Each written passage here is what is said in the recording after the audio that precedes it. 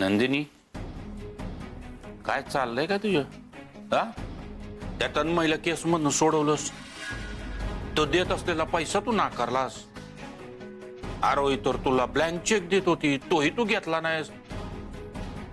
उलट त्या तन्मयला आग्रह मध्ये पार्टनर केलास. काय चाललंय? हा, तू नक्की कोणाच्या बाजूची आहेस? त्यांच्या का माझ्या?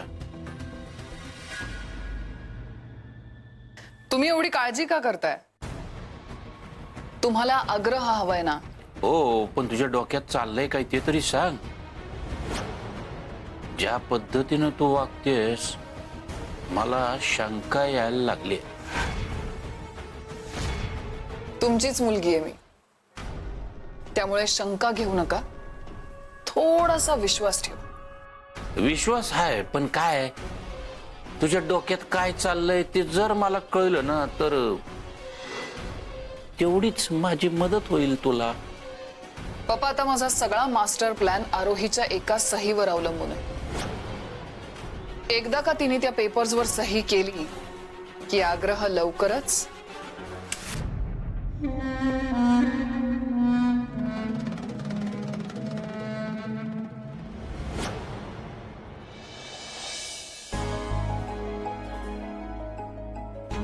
न वाचता सही करू नकोस. नीट संपूर्ण वाचून घे, समजून घे. मला काही घाई नाहीये.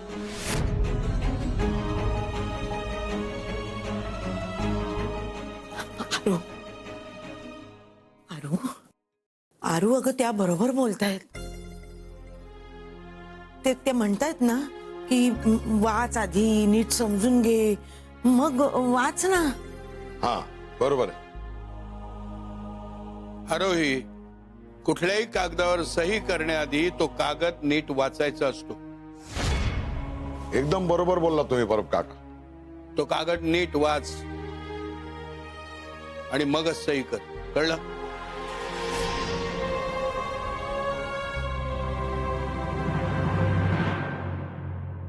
नभाची भेट ही आरू आरोही, नभासवा हिरी तो सूर लागला मैफिल रंगली वेचले शिंपले आई, तुम्ही जे कराल ते आमच्या भल्यासाठीच कराल याची खात्री आहे मला. पारणे फेडू दे सूर राहू दे सूर राहू दे. एवढा समजूतदारपणा तन्मयवर वरदच्या खुनाचा खोटा आरोप करण्यापूर्वी दाखवला असतास तर फार बरं झालं असतं.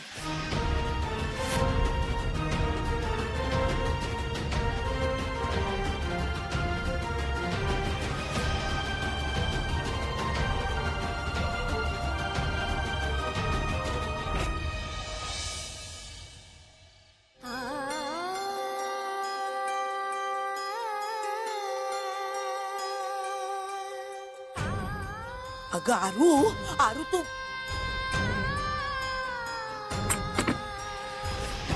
रू कसलाही विचार न करता तू त्या पेपर्स वरती सह्या कशा केल्यास? का तुला माझा निर्णय पटला नाहीये का आत्या? अगं तसं नाही ग, तू आग्रहासाठी सगळ्या जगाशी लढलीस, त्या राया जबडेसारख्या गुंडाबरोबर सुद्धा टक्कर दिलीस, आणि आता इतक्या सहजासहजी तू तन्मयला भागीदारी दिलीस. आरोहीचं मी समजू शकतो, पण तू अशा रीतीने तिच्याकडून पेपर्सवर सह्या का घेतल्यास? तुझ्या मनात नेमकं काय आहे? मी माझी भूमिका आरोही समोर स्पष्ट केली होती. तिला अंधारात ठेवून मी काहीच केलं नाही. हो पण भागीदारी कशाला? आपलं ठरलं होतं ना पुण्याला जायचं. आता कायद्याने आग्रहावर तुझा हक्क आहे, आरोहीपेक्षाही जास्त. रूप, हा तू अगं आग्रहवरचं कर्ज तन्मयनेच फेडलं ना. म्हणजे आता खर तर आपणच कर्जात आहोत. आणि तसंही माझा नवरा या नात्याने तन्मयचा आग्रहावर हक्क आहेच की. ते सगळं बरोबर आहे ग, पण आता आग्रहाची भागीदारी झाली म्हटल्यावरती रोजच्या व्यवहारात त्या असणारच ना. अगं मग बरं आहे की. म्हणजे आता आग्रहाची जबाबदारी अर्धी अर्धी वाटून घेतली जाईल. आणि तसंही तन्मय सुद्धा सांभाळेल ना माझ्यासोबत आग्रह. एवढा विश्वास आहे तुझा तन्मयवर? त्या विश्वासावरच तर जन्माचं नातं जोडलंय मी त्याच्याशी. आणि आम्ही एकमेकांना वचन दिलंय ना, एकमेकांच्या सुखात दुःखात एकमेकांना साथ देऊन. आरोहीने मला शब्द दिला होता की ती 19 लाखांचं कर्ज फेडेल. कसं? आजपर्यंत तर तिने कर्ज फेडलं नाही, आणि त्याचा परिणाम म्हणजे तुझी नोकरी गेली आहे तन्मय. आई मला दुसरी नोकरी सहज मिळेल, पण एकमेकांविषयी मनात आडी असताना आरोही सोबत आग्रहमध्ये राहणं मला नाही पटत. मग कर्जाचं काय करू? आरोहीने कर्ज फेडलं नाही म्हणून आग्रह तिच्याकडून काढून घेऊ? तिला तिच्या माणसांसकट रस्त्यावर आणू? आई नाही, तसं नको. मला माहित होत तुला ते नाही पटणार, म्हणूनच मी हा मधला मार्ग निवडला. आता तुम्ही दोघ जण पार्टनर बनून आग्रहाचे व्यवहार सांभाळ. तुम्ही दोघांनी मिळून आग्रहाची भरभराट केली तर त्यासारखी दुसरी आनंदाची गोष्ट नसेल.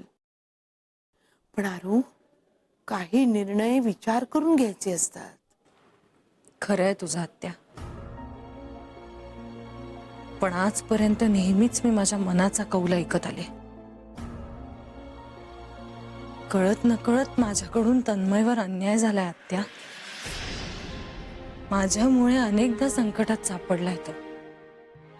आणि या सगळ्यात मी जर त्याचा हात नाही धरला तर कोण धरेल सांग?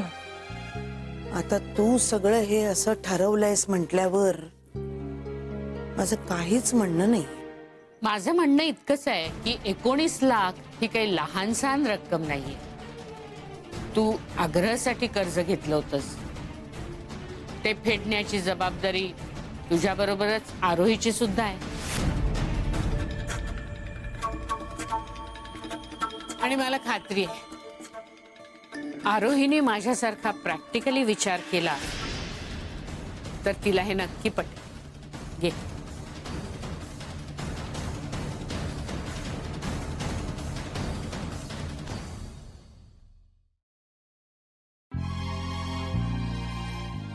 आत्या, मला तुझी काळजी कळतेय ग,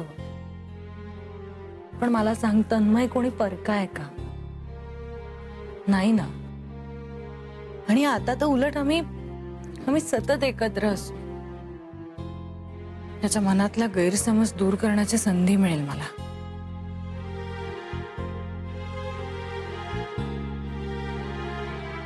तू अगं, तन्मय काय किंवा आई काय, तो काही मनाने वाईट नाहीये, फक्त जरा जास्तच व्यवहारी आहे. त्याचीच काळजी वाटते ग पोरी. तूही अशी येणाऱ्या जाणाऱ्याची आपुलकीने काळजी करणारी. आणि वत्सलाताई नात्यातही व्यवहार शोधणार आहे. पण एक दिवस त्यांना नक्की कळेल. जगातल्या सगळ्या गोष्टी पैशांनी विकत घेता येत नाही. आणि नात्या एवढं मोलाचं दुसरं काही असूच शकत नाही.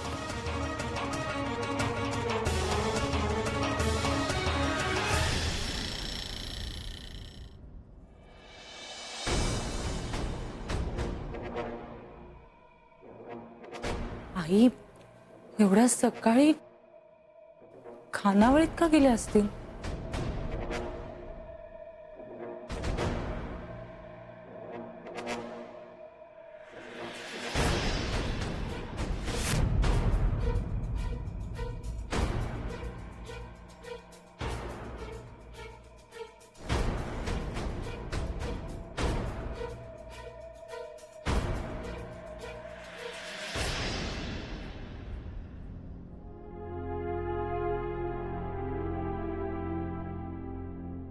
आई तुम्ही सकाळी सकाळी खानावळीत काय करताय? अगं माझा मुलगा तन्मय आता आग्रहमध्ये भागीदार झालाय. कालच तू पेपर्सवर सह्या केल्यास ना? विसरलीस की काय इतक्यात? नाही नाही, लक्षात येते माझ्या. पण तुम्ही काउंटरवर हिशोब बघते. आता नफ्यात अर्धा हिस्सा मागणार, मग जबाबदाऱ्या सुद्धा वाटून घ्यायला नकोत का? आणि आम्ही आमच्या कामात कधीच कसूर करणार नाही. तुम्ही पाठीशी असाल आई तर आग्रहाचा फायदाच होणार आहे. फायदा करून देण्यासाठीच स्वतः जातीने लक्ष घालते व्यवहारात. आपण स्वतः लक्ष घातलं ना की मग अनावश्यक खर्चाला चाप बसेल. 4 पैसे वाचतील. एवढं मोठं कर्ज फेडायचंय, बिझनेस वाढवायचा आहे, काटकसर करायलाच हवी. अगदी बारीक सारीक गोष्टीत सुद्धा पै पै वाचवायला हवी. आणि मुख्य म्हणजे प्रत्येक काम स्वतःच समजून करायला हवं. बरोबर आहे तुमचं आई. हिशोबाचं जे काही आहे ते मी तुम्हाला नंतर समजावून सांगेन हवे तर. ते मी समजून घेईन माझ्या तऱ्हेने. कारण तुझ्या आणि माझ्या कामाच्या पद्धतीत खूप फरक आहे आरोही. मी अतिशय व्यवहारी आहे. म्हणूनच तर एवढ्या प्रतिकूल परिस्थितीतही मुलांची जबाबदारी व्यवस्थित पार पाडू शकते. मी मार्केटमधून भाज्या घेऊन येते. थांब.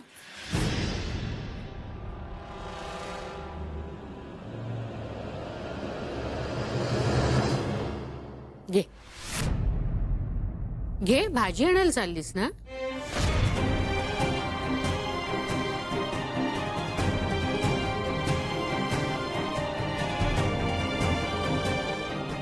आणि लवकर ये. आज बरीच कामं मार्गी लावायची.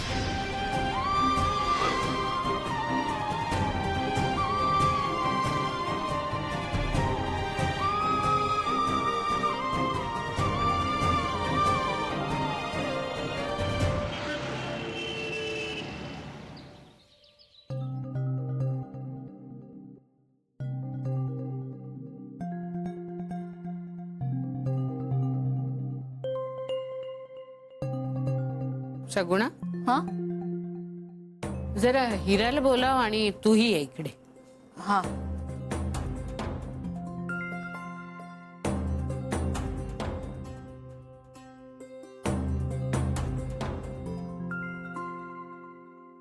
हा, काय झालं मॅडम? तुम्हाला काही पाहिजे का मॅडम? नाही, मला काहीच नकोय. मीच तुम्हाला काहीतरी देणार. हे घ्या ना, घ्या.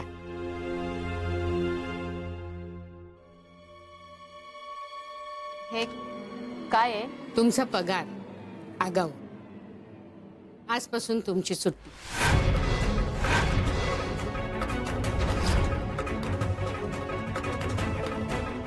आमची काही चूक झाली का मॅडम?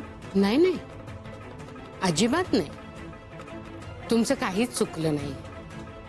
उलट तुम्ही आग्रहासाठी खूप काही केलं. इतकी वर्ष अगदी घरच्यासारखे राबलात तुम्ही.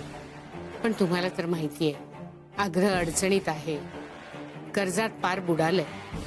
हा सगळा डोलारा सांभाळणं कठीण आहे. बाकी सगळी सोंग आणता येतात, पैशाचं सोंग कसं आणणार?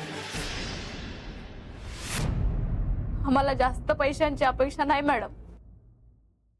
सगळ्यांसारखं आम्ही पण अर्ध्या घासात भागू. पण मला ते पटत नाही ना. आग्रहावर म्हणजे आमच्यावर ओढवलेल्या प्रसंगाची झळ तुम्हाला कशी लागू द्यायची?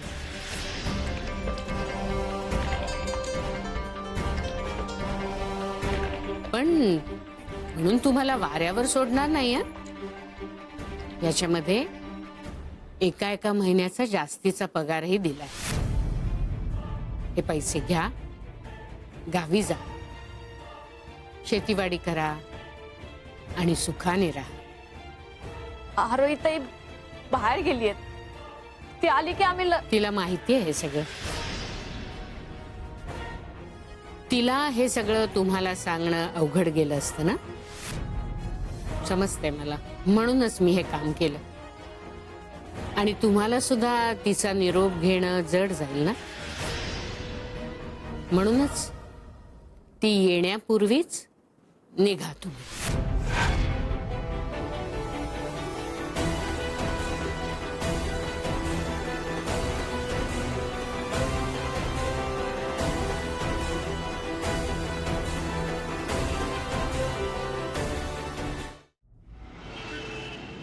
हिरा काका, सगुणाताई, भाज्या आणल्यात, घेऊन जा ना आतमध्ये पटकन. आलीस तू आरोही? काय ग तू एवढी टेन्शन मध्ये का दिसतेस तू? आणि हे दोघं कुठे आहेत, हिरा काका आणि सगुणाताई? सांगते, ते गावाला गेले. गावाला? असे अचानक का? तू काही प्रॉब्लेम झालाय का ग गावाला? आग्र्यामधून काढून टाकल्यावर ते बिचारे कुठे जाणार?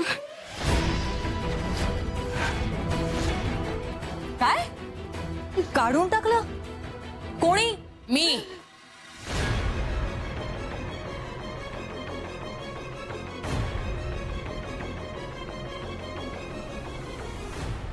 मी काढलं त्यांना. नियमानुसार दोघांनाही 1 महिन्याचा आगाऊ पगार दिलाय मी. अहो पण कामावरून का काढलं तुम्ही त्यांना? फार प्रामाणिक आणि जुनी माणसं होती ती. व्यवसाय करताना भावनेने नाही, बुद्धीने काम करावं लागतं. तुला मी म्हटलं होतं, आता आपल्याला खूप काटकसर करावी लागणार आहे. आग्रहाची आर्थिक बाजू ढासळतीये. ती सावरण्यासाठी काही कठोर निर्णय घ्यावेच लागतील. पण वत्सलाताई, आपण अशी वेडी वाकडी उधळपट्टी नाही करत हो. आग्रह बुडीत खात्यात असताना नोकर साकर बाळगणं ही चंगळच नाही का वेणुताई? आता ते परवडणार नाही आपल्याला. मला वाटलं होतं की आरोहित सांगेल त्यांना, पण तसं झालं नाही आणि वाईटपणा मला घ्यावा लागला. असं काय बघतेस?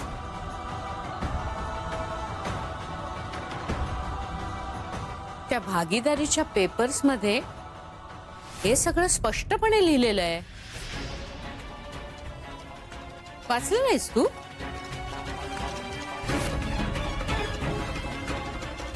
तुला म्हटलं होतं मी, नीट वाचून घे म्हणून. व्यवसाय करताना कान आणि डोळे उघडे ठेवून कामं करावी लागतात. कुठलेही निर्णय घ्यावे लागतात. तुझ्यात आणि माझ्यात फरक काय म्हटलं ना मी, तो हाच. तू सगळे निर्णय भावनेने घेतेस, मी व्यवहार बघते. पण वत्सलाताई, सगळ्याच बाबतीत आपल्याला असं नाही वागता येत ना. व्यवसाय करताना असंच वागावं लागतं. माझ्या बरोबर काम करताना लक्षात ठेवा, मी प्रॅक्टिकल बाई आहे. माझ्याकडे भावनेला थारा नाही.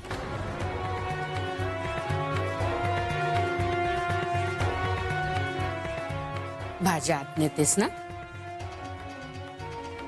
आणि चहा करणार असशील, मलाही चालेल थोडं.